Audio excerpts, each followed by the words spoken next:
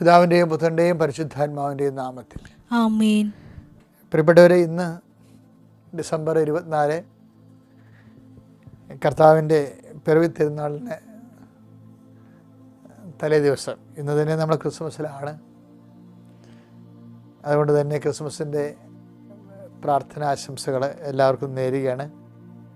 നമുക്ക് പ്രാർത്ഥിക്കാം. അമ്മേ, പരിശുദ്ധ അമ്മേ, അമ്മേ പരിശുദ്ധ അമ്മേ, ദൈവമാതാവേ, ദൈവമാതാവേ, അന്ന് അങ്ങ് കൃപാസനത്തിൽ പ്രത്യക്ഷപ്പെട്ട് വരാൻ പോകുന്ന മഹാദുരന്തത്തിൽ നിന്ന് രക്ഷപ്പെടാനും എല്ലാവർക്കും വേണ്ടി പ്രാർത്ഥിക്കുവാനും ആവശ്യപ്പെട്ടിട്ട് 20 വർഷം തികയുന്ന ഈ വേളയിൽ കൃപാസനത്തിലൂടെ ഞങ്ങൾക്കും ഈ ദേശത്തിനും അങ്ങ് മധ്യസ്ഥം തേടി തന്ന എല്ലാ അനുഗ്രഹങ്ങൾക്കും കൃപകൾക്കും ഞങ്ങളിപ്പോൾ ഹൃദയം നിറഞ്ഞ നന്ദി പറയുന്നു. അമ്മേ പരിശുദ്ധ അമ്മേ, ജപമാല മാതാവേ, സകല കൃപാസനം പ്രാർത്ഥനകളോടും ചേർത്ത് ഞങ്ങളിപ്പോൾ പ്രാർത്ഥിക്കുന്ന ഈ കുടുംബത്തിന്റെ പ്രത്യേക നിയോഗം. എൻ്റെ പ്രിയപ്പെട്ടവരെ, നിയോഗം പറയുക. നിങ്ങളുടെ പ്രാർത്ഥന ആവശ്യങ്ങളെ പറയുക. ഇപ്പോഴേ കണ്ണുകളടച്ച് കൈകൾ കൂപ്പി ഭക്തിയോടെ വിശ്വാസത്തോടെ ശരണപ്പെടുക.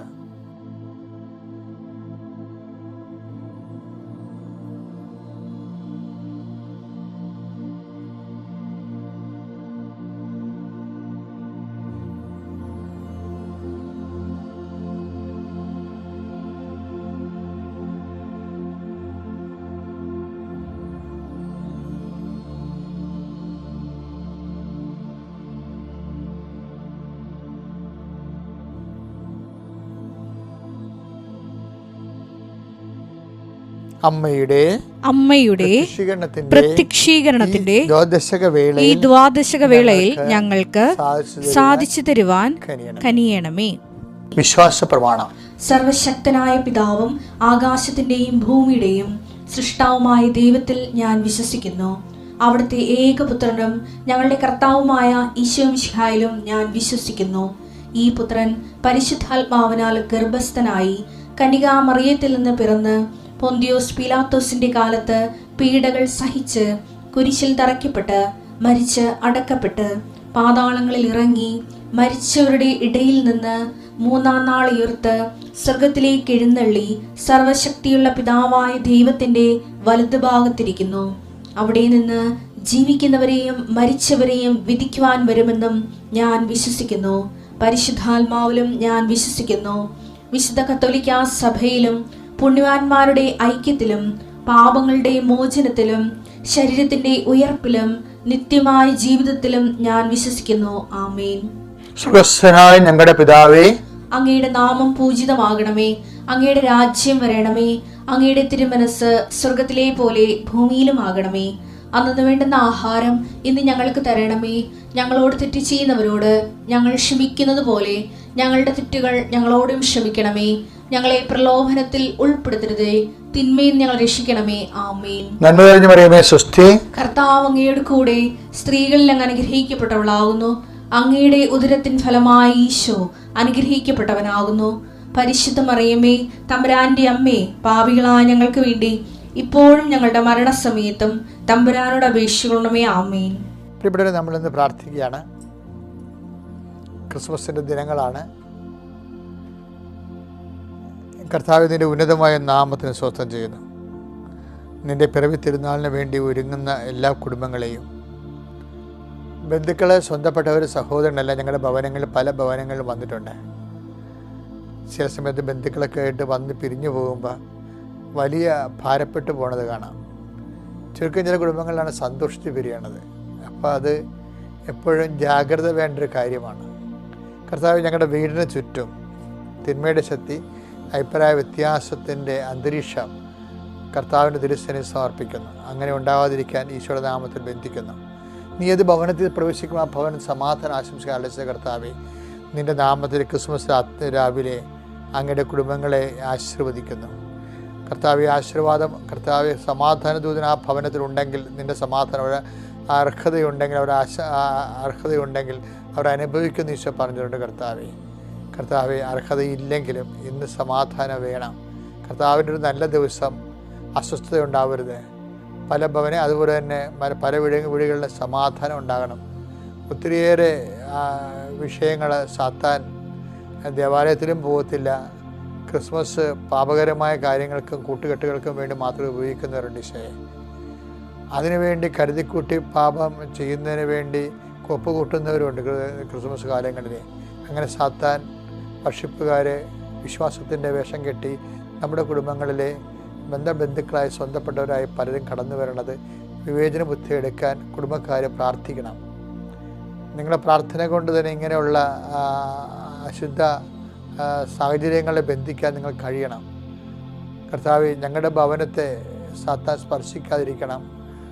സർവോപരി സ്നേഹം വർദ്ധിക്കണം, ധാരണ വർദ്ധിക്കണം, വിശ്വാസം വർദ്ധിക്കണം, പരസ്പരമുള്ള ഐക്യം വർദ്ധിപ്പിക്കണം. കർത്താവെ, എല്ലാത്തിനും സമർപ്പിച്ച് പ്രാർത്ഥിക്കുകയാണ്. നിൻ്റെ കർത്താവ് ഈ ക്രിസ്മസ് ദിവസം തന്നെ കർത്താവ് പല വിഷയങ്ങളിലും സമാധാനം ഇല്ലാത്തവരുണ്ട് ഈശോയെ. സാമ്പത്തിക വിഷയം കൊണ്ട് സമാധാനം ഇല്ലാത്തവരുണ്ട്, കടങ്ങൾ കൊണ്ട് സമാധാനം ഇല്ലാത്തവരുണ്ട്. പലതരത്തിലും അവർക്ക് ക്രിസ്മസ് ആണെങ്കിലും എല്ലാവർക്കും സന്തോഷിക്കുമ്പോഴും സന്തോഷമില്ലാത്തവരുണ്ട്. മക്കളില്ലാത്തതിനെ പേര് സന്തോഷമില്ലാത്തവരുണ്ട്, ജോലി ഇല്ലാത്തതിനെ പേര് സന്തോഷമില്ലാത്തവരുണ്ട്. ഭാര്യ ഭർത്താക്കന്മാർ തമ്മിൽ മാനസികമായിട്ട് അകന്നിരിക്കുന്നത് കൊണ്ടും അല്ലാതെ തന്നെ നാട്ടിലില്ലാത്തത് കൊണ്ടും സന്തോഷമില്ലാത്തവരുണ്ട്. മരണം നടന്നതിൻ്റെ പേരിൽ കുടുംബത്തിൽ ക്രിസ്മസ് ഇല്ലാത്തവരുണ്ട്. അങ്ങനെയുള്ള എല്ലാവരെയും സംബന്ധിച്ച് പ്രാർത്ഥിക്കണം ഈശോയെ. കർത്താവെ, അങ്ങാണ് ഞങ്ങളുടെ സമാധാനം, അങ്ങാണ് ഞങ്ങളുടെ സന്തോഷം, അങ്ങാണ് ഞങ്ങളുടെ ക്രിസ്മസ്. അങ്ങയുടെ സാന്നിധ്യം എവിടെയുണ്ട് അത് അംഗീകരിക്കുന്ന ജീവിതത്തിൽ വരുന്ന വ്യത്യസ്തങ്ങളായ സാഹചര്യങ്ങളെ അങ്ങയുടെ നാമത്തെ സ്വീകരിക്കുമ്പോൾ അങ്ങയെ സ്വീകരിക്കുന്ന പോലെ തന്നെ കർത്താവെ, അമ്മ ഈ ശിശുവിനെ സ്വീകരിച്ചത് ഈശോയുടെ നാമത്തിലാണ്.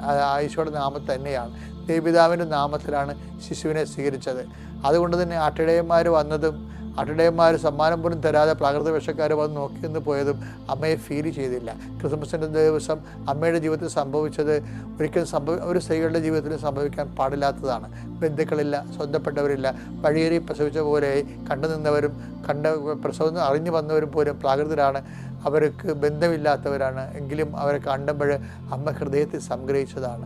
കാര്യം അമ്മ ആ അപരിചിതത്വമെല്ലാം അമ്മ എടുത്തത് പിതാവിൻ്റെ നാമത്തിലാണ്. അതുകൊണ്ട് തന്നെ അമ്മയുടെ ഹൃദയത്തിൽ തുള്ളിച്ചാടുന്നുണ്ടാവും അമ്മ. കാര്യം വിശ്വാസമെന്ന് പറയുന്നത് എല്ലാം ക്രിസ്തുവിൻ്റെ നാമത്തിലോ അല്ലെങ്കിൽ ദൈവത്തിൻ്റെ നാമത്തിലോ നമ്മൾ എടുക്കുന്നതാണ്. ക്രിസ്മസുമായിട്ട് നിൻ്റെ ജീവിതത്തിൽ എന്ത് തന്നെ വന്നാലും ദൈവപൈതലെ അത് ക്രിസ്തുവിൻ്റെ നാമത്തിൽ എടുക്കാനുള്ള പ്രത്യേക അഭിഷേകം ഈ ഭവനങ്ങൾ കർത്താവ് നൽകട്ടെ എന്ന് പ്രാർത്ഥിക്കുന്നു. പലതരത്തിലുള്ള വിഷമതകളിലൂടെ കടന്നു പോകുന്നവരും കഴിഞ്ഞ കൊല്ലം ഉണ്ടായിരുന്നവരും ക്രിസ്മസ് ഉണ്ടായിരുന്നവർ ഇന്ന് നിങ്ങളുടെ വീട്ടിൽ ഇല്ലാത്ത അവസ്ഥ ഉണ്ടാകാം. ചിലപ്പോൾ യാത്ര ചെയ്ത് പോയി കാണാം, ചിലപ്പോൾ എന്നേക്കുമായി യാത്ര പിരിഞ്ഞു പോകാം. ഏതായാലും അതിലൊന്നും സങ്കടപ്പെടേണ്ട കാര്യമില്ല. ദൈവം വിളിക്കുമ്പോൾ നമ്മളെല്ലാവരും പോകേണ്ടതാണ്. ആർക്കും അതിൻ്റെ തൊഴിലുമില്ല. ആവശ്യമില്ലാത്ത കാര്യം ഓർത്തിട്ട് നെടുവേർപ്പെടേണ്ട ഒരു കഥയുമില്ല. മറിച്ച് ദൈവം തന്നിരിക്കുന്ന സന്തോഷത്തെ അതിൻ്റെ മിതമായ രീതിയിൽ സ്വീകരിച്ചുകൊണ്ട് ആവശ്യമില്ലാത്ത നിരാശകൾ മനസ്സിൽ നിന്ന് കളയാൻ കർത്താവിൻ്റെ മക്കളെ അങ്ങ് സഹായിക്കണം പ്രാർത്ഥിക്കുന്നു. കർത്താവ് കുഞ്ഞുമക്കളുള്ള കുടുംബങ്ങളുണ്ട്, കുഞ്ഞുമക്കളില്ലാത്ത കുടുംബങ്ങളുണ്ട്, കുഞ്ഞുമക്കൾ രോഗികളായിട്ടുള്ള കുടുംബങ്ങളുണ്ട്.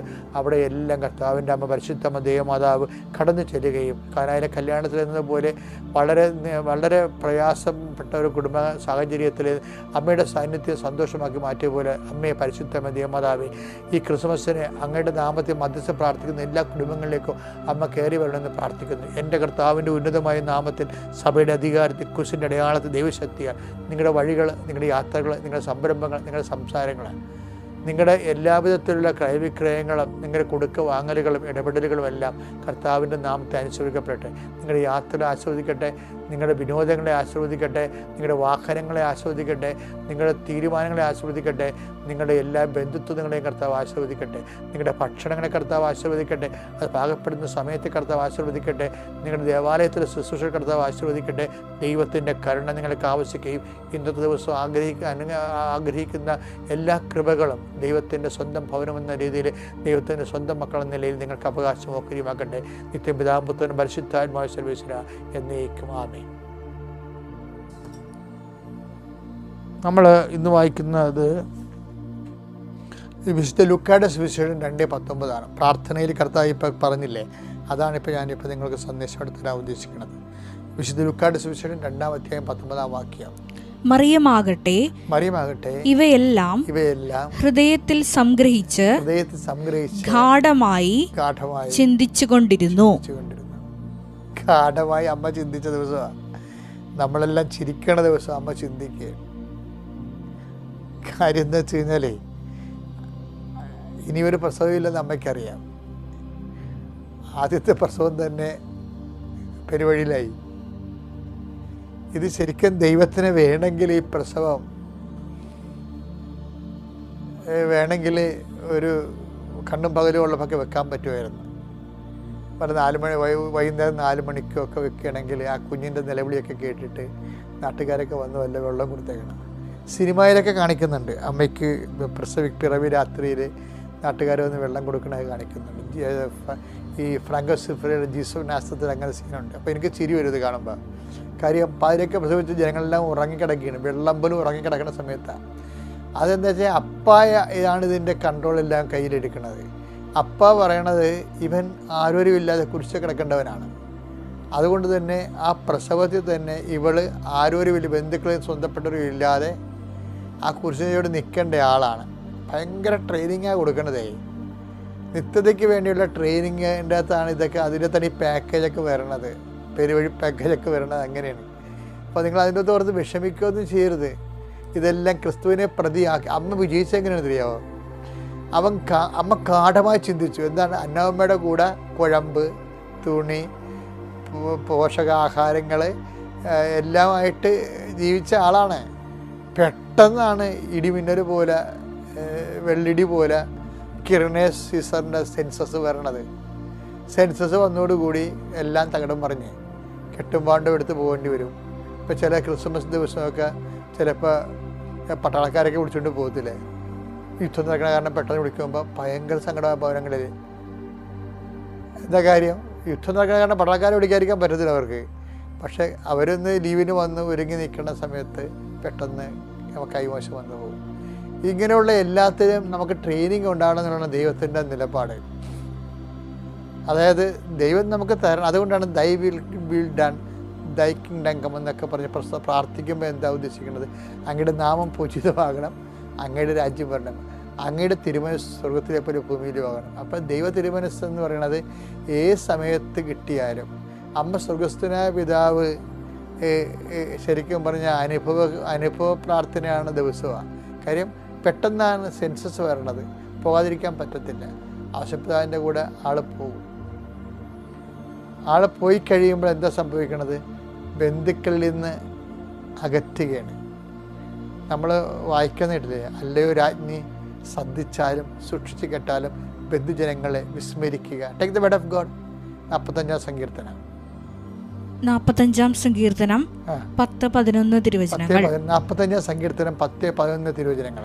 മകളെ കേൾക്കുക, മകളെ കേൾക്കുക, ചെവി ചായ്ച്ച് ശ്രദ്ധിക്കുക, ചെവി ചായ്ച്ച് ശ്രദ്ധിക്കുക, നിന്റെ ജനത്തെയും പിതൃഭവനത്തെയും മറക്കുക. അപ്പോൾ രാജാവ് നിന്റെ സൗന്ദര്യത്തിൽ ആകൃഷ്ടനാകും. അവൻ നിന്റെ നാഥനാണ്, അവനെ വണങ്ങുക.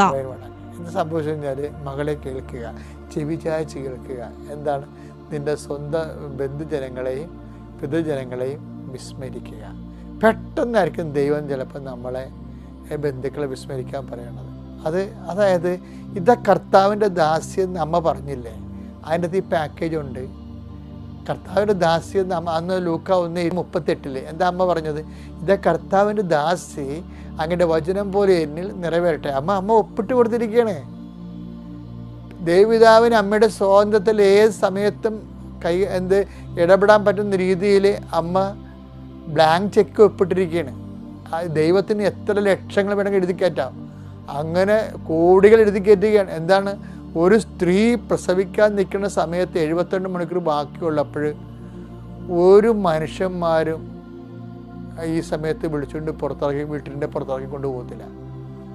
അപ്പോൾ ഇതാ കർത്താവിൻ്റെ ദാസ്യം അമ്മ പറഞ്ഞപ്പോഴേ അമ്മ ഇതെല്ലാം അറിഞ്ഞുകൊണ്ട് തന്നെ പറഞ്ഞതാണ്. അതാണിപ്പോൾ ഗാഢമായിട്ട് ചിന്തിക്കണം എന്ന് പറയുന്നത്. എന്താണ്?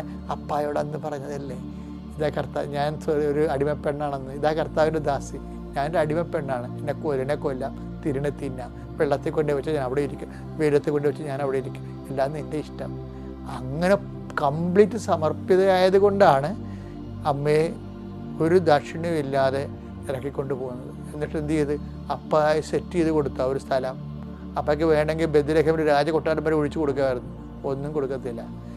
ദൈവം തന്നതിനേക്കാൾ വലിയ അനുഗ്രഹമാണ് ദൈവം തരാത്തത്. അത് ഹൃദയത്തിൽ സംഗ്രഹിക്കാൻ വേണ്ടി മാത്രം കാര്യമുണ്ട്.